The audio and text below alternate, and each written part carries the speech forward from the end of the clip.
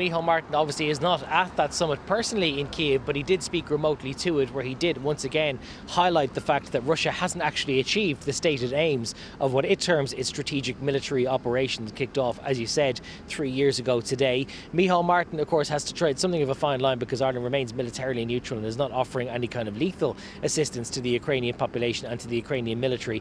But he has today signalled that Ireland will be sending more money towards Ukraine for humanitarian purposes. There have been some European funds that have been blocked up by a veto being held by Hungary. He says the Cabinet is now looking at ways to circumvent that veto to make sure that Irish aid can get where it needs to go.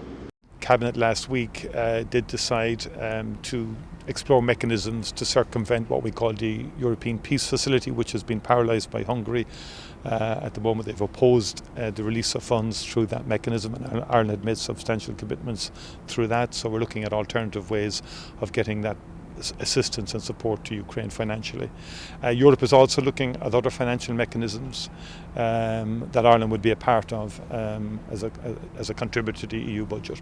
European foreign ministers are also meeting today in Brussels. Simon Harris, of course, in his capacity as Minister for Foreign Affairs, attending that meeting. He has confirmed reports in this morning's Irish Times that Ireland is looking at lending some of its more legacy, what is termed legacy radar and sonar systems, possibly being lent to the Ukrainian military, possibly to help them defend their own airspace for as long as there is to be continued hostilities in that country. He has also confirmed that there might be some scope for Ireland to participate in a peacekeeping process. He says some of that talk is premature, but that if Ireland is secure and sincere about wanting peace, Ireland will do its bit towards ensuring that that peace holds afterwards.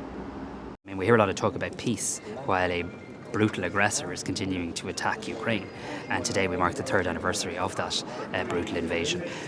But if we get to a point where there is a peace in place and there is a need for the keeping of that peace, not the enforcing of it, but the keeping of it, and if that happens within the context of the rules that apply in Ireland, of course we'll engage constructively in relation to that. And I think it would be irresponsible and lacking in solidarity for any country to take itself off that pitch in terms of being willing to discuss it. This today also co-sponsoring a resolution that is being tabled by Ukraine at the United Nations General Assembly. An emergency meeting of that assembly is to get underway in New York in the coming hours. The resolution tabled by Ukraine and co-sponsored by Ireland, among many other Western allies of Ukraine, immediately calls for an end to the hostilities in the country, but also acknowledges and affirms that any territory that has been seized so far by Ukraine, or by Russia, has been seized illegally and cannot be considered to be part of the Russian state. Notably, the United States not a co-sponsor of that resolution. All eyes now in New York to see exactly what the UN ambassador might have to say when the debate kicks off in a couple of hours' time. Okay, Gavin.